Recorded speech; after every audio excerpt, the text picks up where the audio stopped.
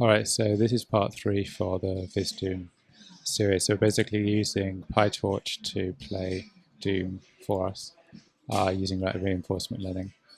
So this assumes that you've already watched the first 2 parts.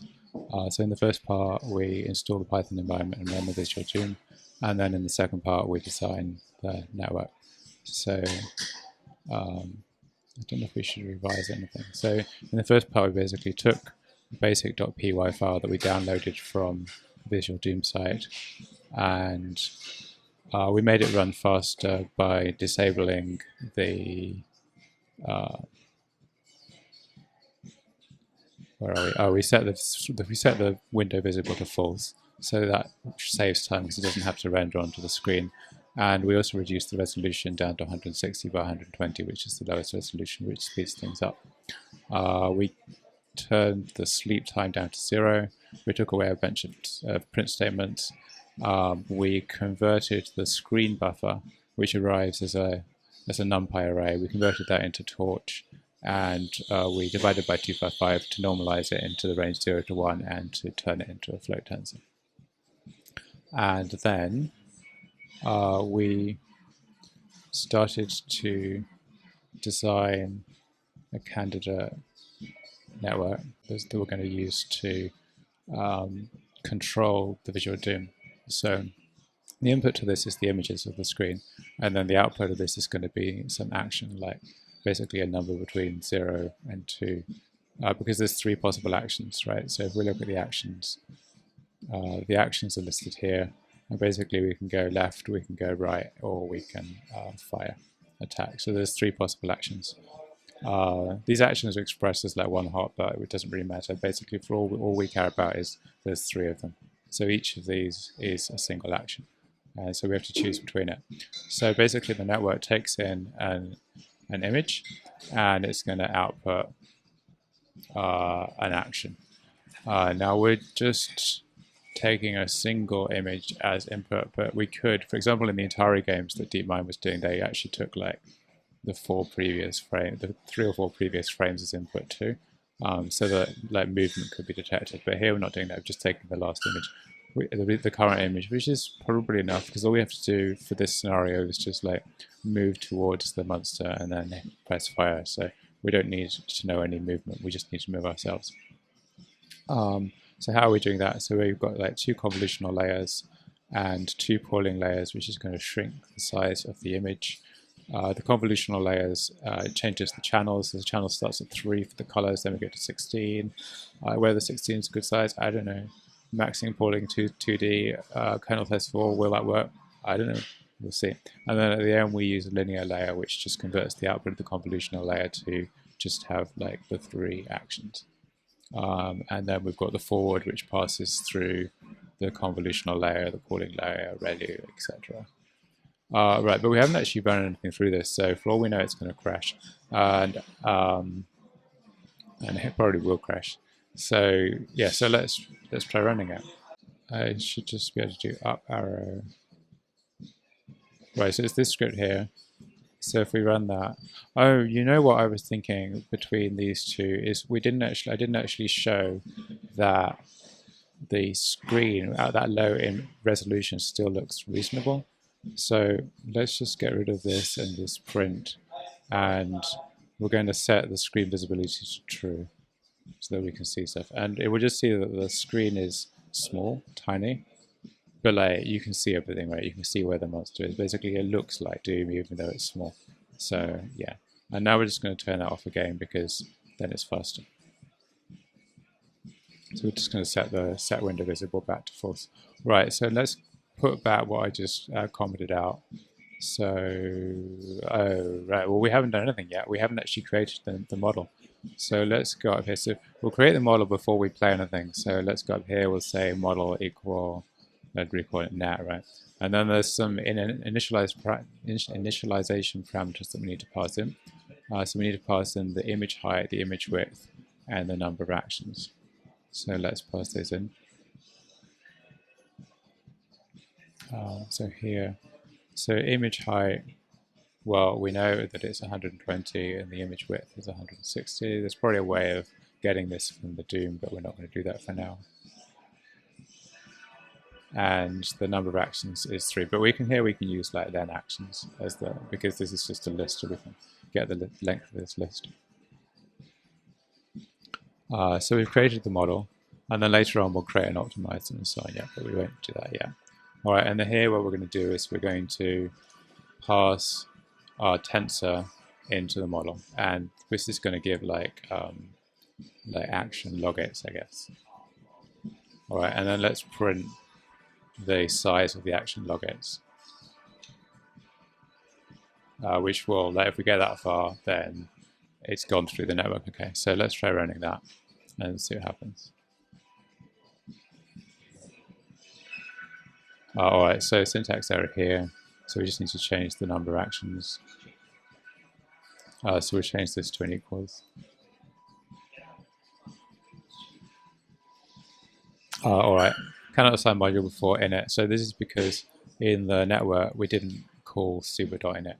So we go to the start of the init, and here we call super.init, which calls the constructor of the NM module, which you have to do. So let's try again.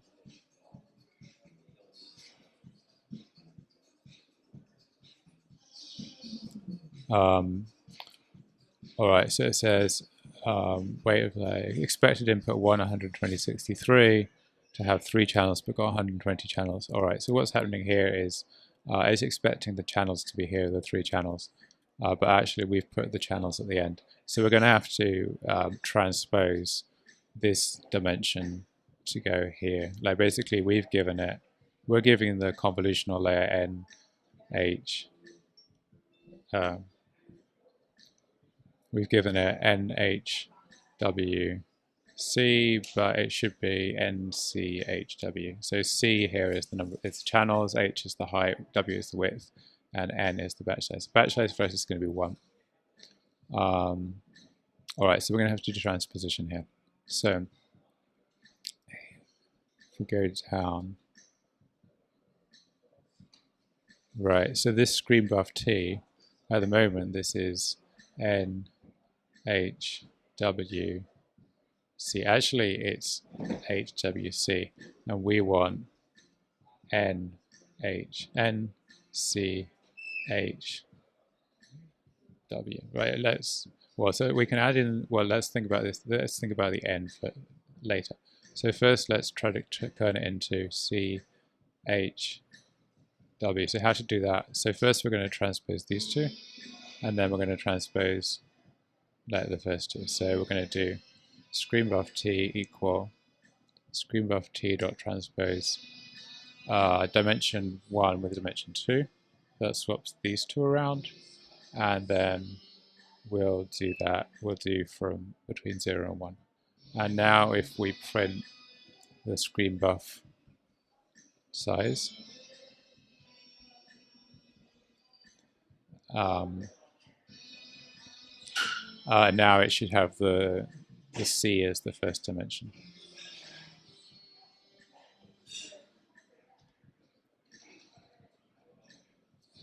All right, so where are we? Shape invalid. Yeah. All right, here we go. Screen buff T dot size. So 320/60. We've put the C first, like the number of channels first, the number of colors first, followed by the height and the width. Right, now the next thing we need to do is we need to add N in front of that, the batch size. So our batch size is 1, so we can just use unsqueeze on that. So here we're going to do screen buff T equal screen buff T dot unsqueeze, and that's simply going to add an extra dimension right at the start with length 1, which is what we want. All right, so now we've got batch size of 1, 3 channels, height of 120 and width of 160. That's what we want.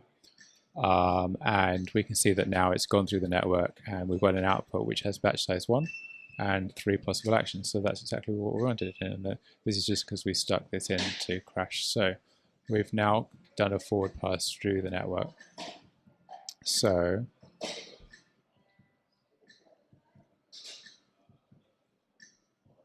the forward works. All right, so let's print the action logits.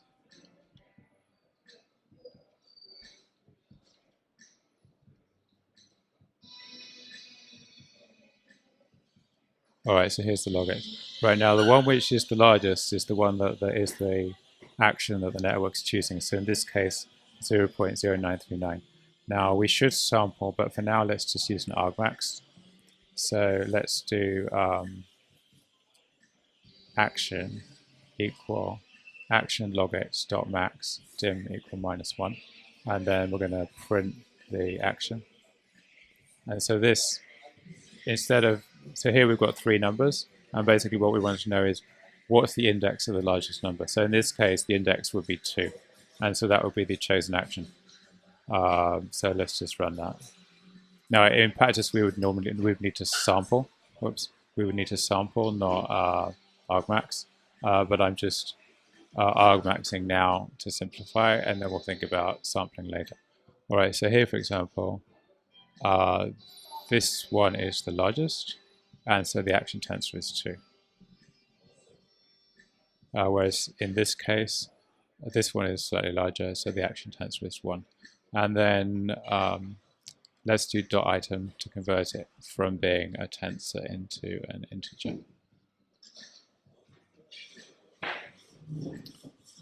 Wait, so I need to do that in the next line, action equal action dot item. So, yeah. All right, so now we've got the action as an integer.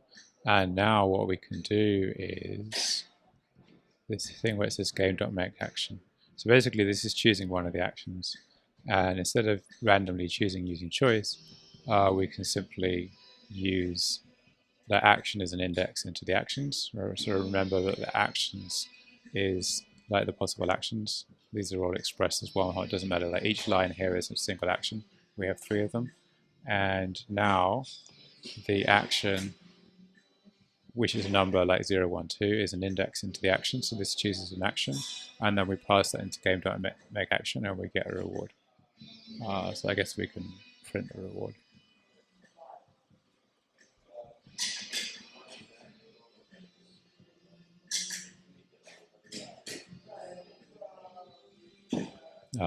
All right, so we've got our action, and we must have passed it in because we've got our reward.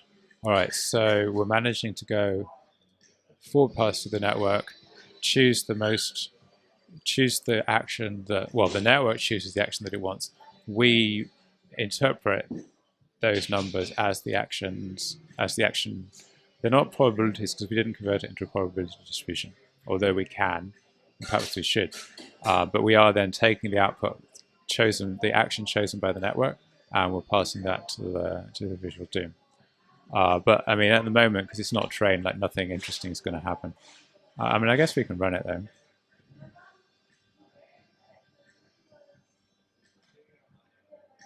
You know what? We could actually turn on the display, right?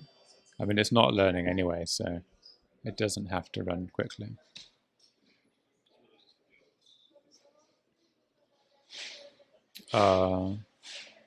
All right, that's interesting. It's always firing. Is that always true? Here it's always going to the right. All right, so basically it always does the same thing because it's not actually learning. So it's not like doing anything random because we're not sampling. So just like the way the network's initialized, it's basically just always going to do the same thing to start with. It's not learning, we're not sampling. All right, but perhaps we should sample.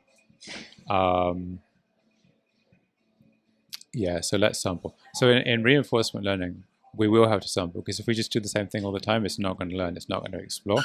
So we have to make it sample. So the way we sample is first we create a probability distribution, and then we use a categorical distribution to sample from that probability distribution. So let's first make the action logits into a probability distribution.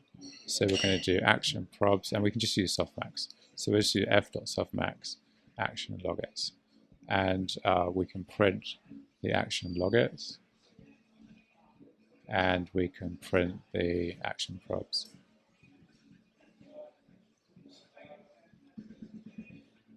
So let's do that.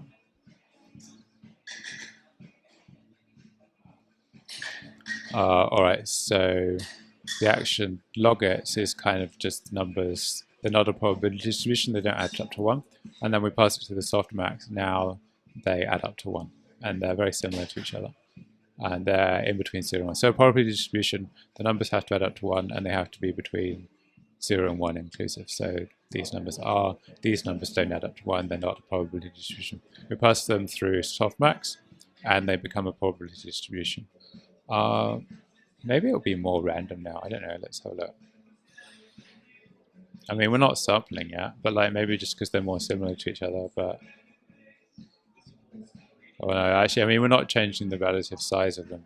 Like, there's always going to be one that's like the softmax doesn't change the relative order of the relative ranking of them, so there's no reason why that would change anything. All right, so then the next step is to sample. But you know what? I think we should end this here, and we'll look at sampling from categorical distribution in the next video. So what did we do in this video? So we prepared the screen buff T. Well, we already had the screen buff T as a torch tensor. We converted it from being HWC to being NCHW by transposing it a couple of times and then squeezing it. We passed it through the model. The model ran okay, there weren't any bugs. And then we passed it through a softmax to convert it into a probability distribution. And then in the next video, then we'll look at sampling from this probability distribution. So see you there.